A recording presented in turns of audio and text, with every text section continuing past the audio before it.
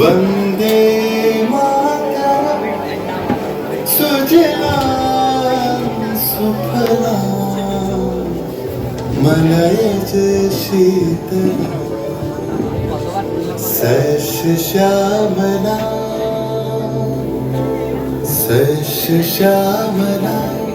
मातरम वंदे मातरम।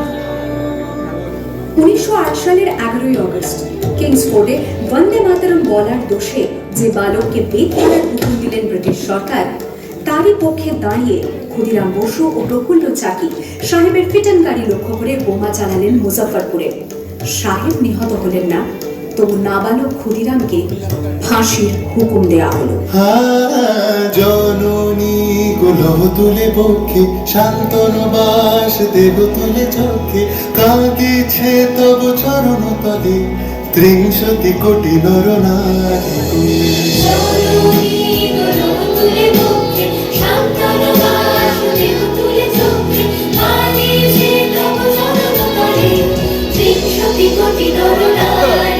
যারা স্বর্গগত তারা এখনো জানে স্বর্গের চেয়ে প্রিয় জন্মভূমি এসো স্বদেশ প্রদের মহাদীক্ষালু সেই মৃত্যুঞ্জয়দের চরম জমি। যারা জীর্ণ জাতির বুকে জাগালো আশা মন মলের মুখে জোগালো ভাষা।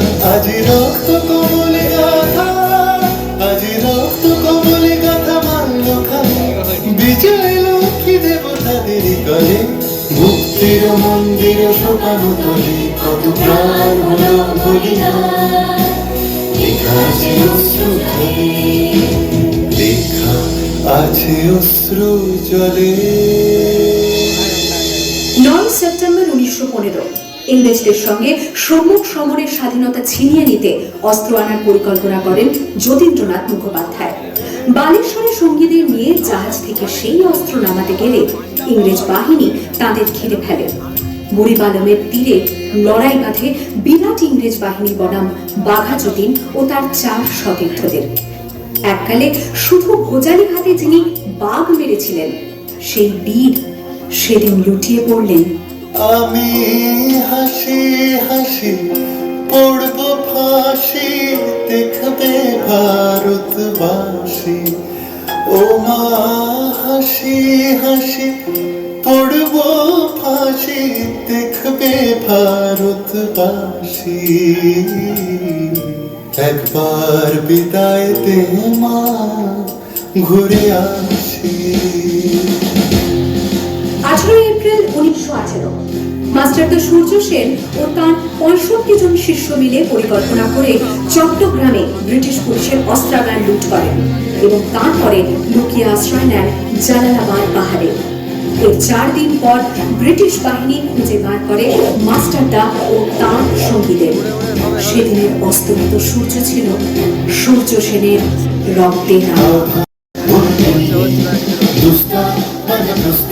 ঢেলে বন্যার মতো বেরিয়ে আহ্বান শোনো আহ্বান আসে মাঠঘাট বেরিয়ে দুস্তার পানা দুস্তার ঢেলে বন্যার মতো বেরিয়ে যুগ সঞ্চিত শক্তি দিয়েছে সারা হিমগিরি শুনল কি সূর্যের সারা যাত্রা শুরু হচ্ছে ছোটে দুর্বার লেগে জটি হত্যা চলে হত্যা নাচে মুক্ত শব্দ জটিনি যাত্রা শুরু হচ্ছে ছোটে দুর্বার লেগে জটি হত্যা চলে হত্যা নাচে মুক্ত শব্দ জটিনি। এই শুধু সুপ্ত যে নবপ্রাণী জেগেছে রণসাজে সেজেছে অধিকার অর্জনে। এই শুধু সুপ্ত যে নবপ্রাণী জেগেছে রণসাজে সেজেছে অধিকার।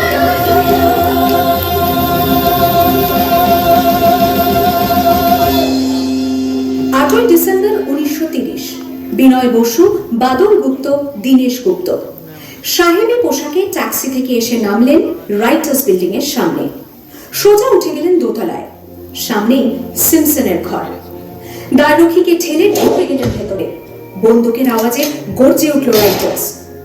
লুটিয়ে পড়লেন সিমসন। এরপর রাইটার্স বিল্ডিং এর অলিন্দ বারবার গর্জে উঠল বিপ্লবীদের গুলির শব্দে। তারপর টেগার্ড সাহেব তার বাহিনী নিয়ে ঘিরে ফেললেন বিনয় বাদল দীনেশকে।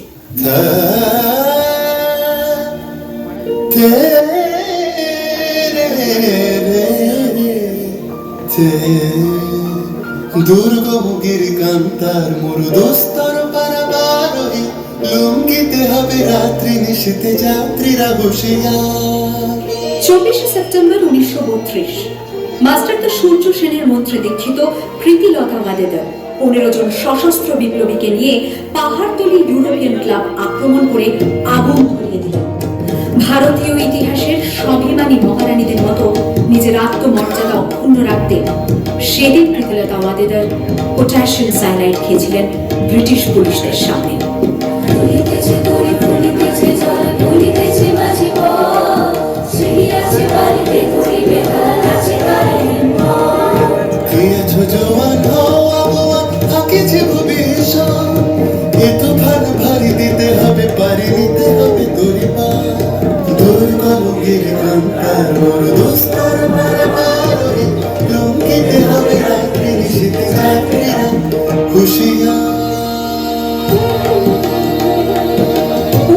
সেপ্টেম্বর 1942 তমলুকের মাটিতে কয়েক হাজার ভারতীয়কে নিয়ে যিনি পুলিশ স্টেশন ঘেরাও করার লক্ষ্যে হেঁটেছিলেন, সেই সত্তরোর্ধ্ব মাতঙ্গিনী হাজরা পুলিশের নির্মম গুলিচালনা ও লাঠিচার্জ সত্ত্বেও তার হাতের পতাকাটি মাটিতে লুটোতে দেননি।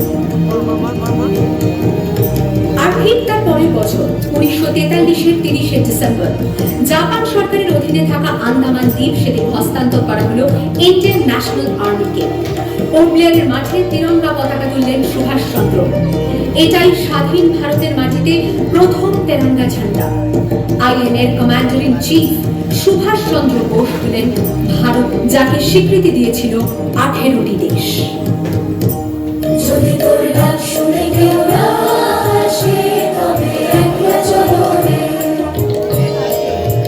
वंदे